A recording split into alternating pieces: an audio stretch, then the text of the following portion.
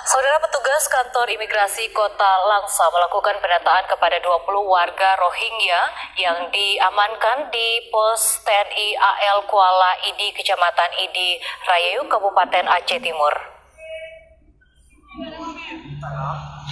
Petugas kantor imigrasi Kota Langsa melakukan pendataan kepada 20 warga Rohingya yang mendarat ke wilayah Kuala Idi, Kecamatan Idi Rayuk, Kabupaten Aceh Timur.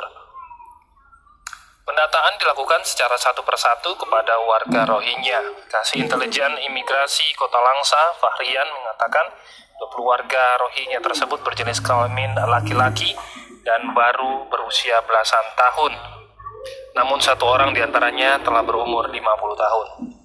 Kami sudah melakukan pendataan. Kami dapatkan informasi bahwa mereka itu berasal dari Rohingya dengan jenis kelamin semuanya adalah laki-laki.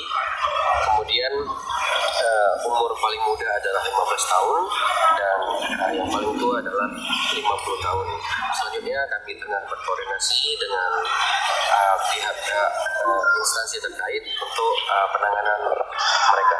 20 warga Rohingya tersebut diamankan di pos TNI AL Kuala Idi, Kecamatan Idi Rayuk, Kecamatan Aceh Timur.